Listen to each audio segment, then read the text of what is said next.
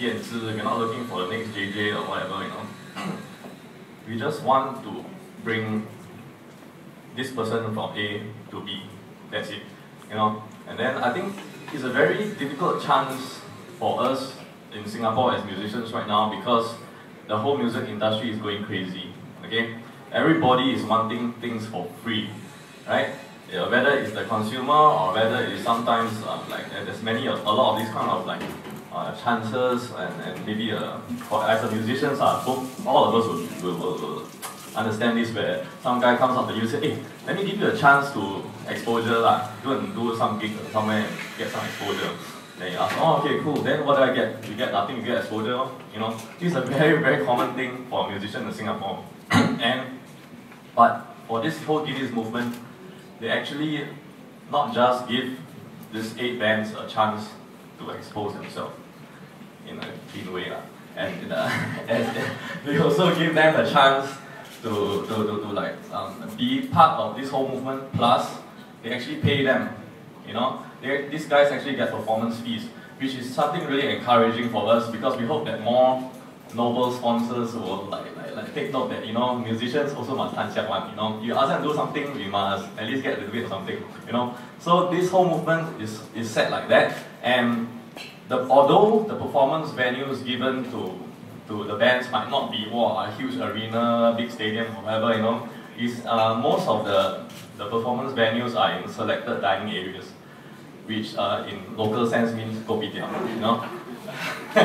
Yeah, and then but I feel that this performance venue is just part of a whole learning process for all these bands, and not just for all these bands, for everybody who's watching in, whether you're an aspiring musician or songwriter or blah blah blah whatever.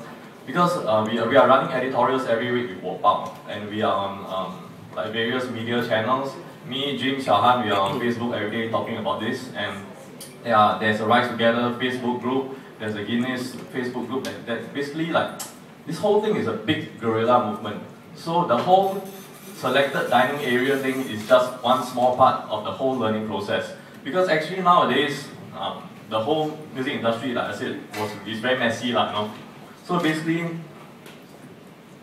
we just need various ways of exposing ourselves. So besides the physical venue, what can we do? We can go on media, we can go on Facebook, we can do on Weibo, we can spread all these things. All these channels are now very, very crazy channels because the internet is so free, anybody can just access it.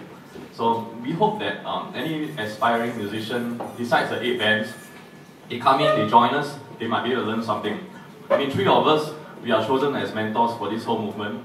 So the press is here, we are here for you to use. You know, if there's anyone want to come and get us to talk more about how to get in the industry or what, we are all here, you know. And this is part of the whole Rise Together thing. And what's the coolest is we are also getting paid for this, you know. So what we are doing is basically an extension of what we are doing with the support of Guinness, which is impossible if just 3 of us sit down there and blah blah blah blah ourselves.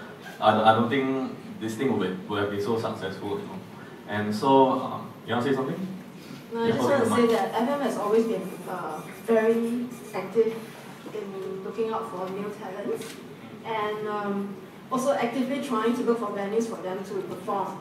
But the strange thing is, the venues are usually not so readily available. So when Guinness come into this into the picture, we can actually help these talents that we've discovered. A lot of them are already our friends, but for many years, the band members. And this time round, we can actually get them a venue to perform. And the selecting dining areas are actually areas. It's a very interesting environment for our band members to perform because the crowd are not as straightforward as some of the, let's say, Xiaoyan campus crowd. And actually, it's not straightforward. They are very straightforward. So, as in, She's translating on Mandarin. Oh, then you just speak Chinese lah. You asked me to speak in English what? I already gave up speaking in Chinese what. 就是校园比较单纯，校园基本上他就是为了喜欢看你这个歌手或者喜欢你的歌，他们来支持你，然后比如说卖专辑啊，跟你一起合唱、鼓掌什么的。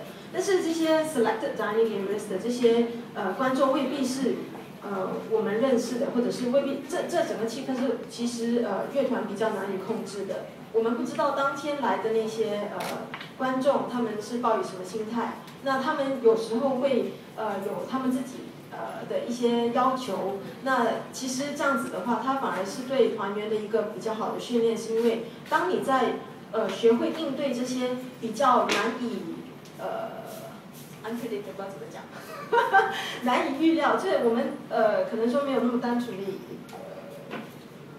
怎么讲，就是的环境的时候呢，就是你不知道接着下来他们有什么反应的时候，其实哇，其实团员其实应对能力会更加的好。然后他们也懂得，为了要取悦可能说观众们，他们可能也懂得比较说在台上比较娱乐性这样子。那也因为这样子，他们也学到一些可能更多不同的歌曲类型，不是单你只是唱一些可能说比较民谣派的一些歌曲。那在这同时呢，因为我们当时也有要求他们说，请他就算是观众要求一些比较可能说老的歌，但是我们希望他们可以更新改进他们或者基于不同的生命，让那首歌有所一点不同的生命的时候，其实他们也在调整自己的一个创意，他们的创造力。所以这当中呢，我相信团员们都已经学习到，这个很快速的成长，学习到一些他们可能在一些比较单纯的校园里面，或者是每个餐厅里面学习不到的东西。其实我们3个入行已经多过10年了，然后我觉得我们可以在这个市场混了那么久，我觉得是因为我们都是蛮饿的 ，you know, very hungry people。我们什么东西都可以试，什么东西都是一个机会，什么东西都是一个lobang。然后来，我们就算我跟那些乐队讲过嘛，就算你去一个狗比奖，然后只有可能10个人，但是你还要敬业，还要很努力的把你的那个表现发挥出来了，是因为你不知道那个观众其中10个人，可能一个是一个大 sponsor 大 record label 的 executive or what， 我们都永远不知道，所以我们一直要 everything be does well basically, okay? Yeah, back to English. Yeah, thank you. That was my little team managing campaign push, you know. Yeah, no， 其实我在中